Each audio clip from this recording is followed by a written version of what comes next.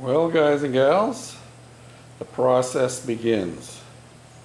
As you can see from the empty engine compartment, the motor has been removed from my old Ariens Fairway, and there is the new motor waiting to go on, and here is the old motor sitting up on the bench, and I've got to get that pulley off of there, and it certainly doesn't want to just slide off.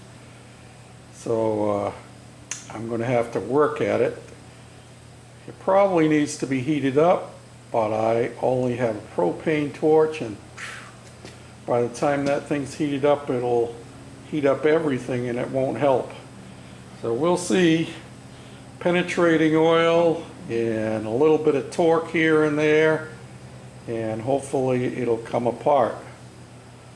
So next thing to do, actually, while I'm waiting, is I could take that motor right there and I could try it and see if it'll fit in the hole. Maybe that's what I should do. Well, I decided to lighten the load of that 10 horsepower motor before I went wrestling it around in the frame.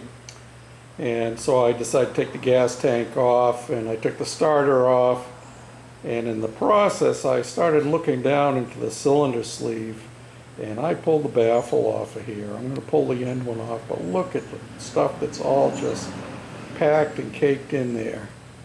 And that's the sure end of a motor in a short period of time. So we're going to clean all of that out and spiff it up a little bit while we have it apart. Not good. Not good. Well, the motor is going to fit. This is my first trial fit. But you'll notice that there are 1, 2, 3 sets of holes there. And there's 1, 2, 3 sets of holes there, and it's similar all the way around. And for it to bolt onto this chassis, this one actually has studs here coming up out of the chassis that are anchored into the chassis. So I'm going to have to drill out this hole back in here so that that 5/16 shaft will come through. And the same thing will have to be done over here, and I believe it is the rear one. I hope it's not, but it looks like it is. This rear one back here, and that could be a problem because that's not going to leave much room for a nut on there. We'll see. Maybe what I'll have to do is maybe it would be better if I knock those out and set the motor down where it belongs, and then drilled some new holes out in here and bolt the motor up from the bottom. It certainly is easier taking the nuts out, just having studs there and lifting the motor up, but we got to do what we got to do to make it mount, and that's not going to allow for a nut right there. If it had been this one here, it wouldn't have been so much of a problem. And one of the ones on the other side, actually it only has 3 holes that get bolted into, though it has set up for 4. This one over here has a stud right there. It's not threaded, it's just a stud.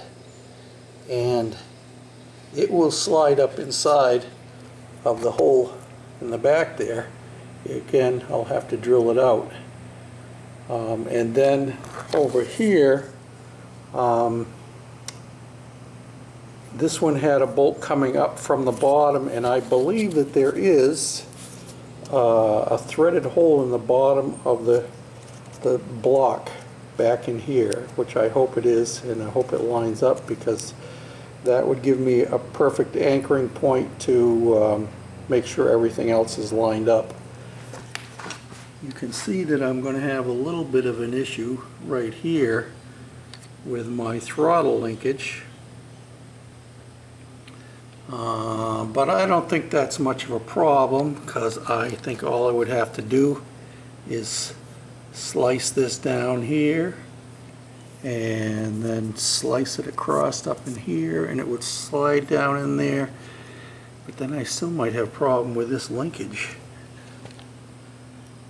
It's really close. This is the bearing tower for the disc. This has disc drive with a rubber tire that moves across. Similar setup to what I have on my snapper over here. I can show you this one so you get an idea of what I'm talking about in case you don't already know. See the disc down in here? And then if I move this across like that, that changes the speed. And that drives across to this pulley over here, which goes back to a pulley over here, which goes to the transfer housing to drive the rear axles. So it's similar on my Ariens, except that the Ariens has chain drive as its ultimate drive. And I notice that's pretty sloppy. I might have to do some snugging up on that somehow. Not exactly sure how that's going to happen, so it doesn't appear to be any adjustment.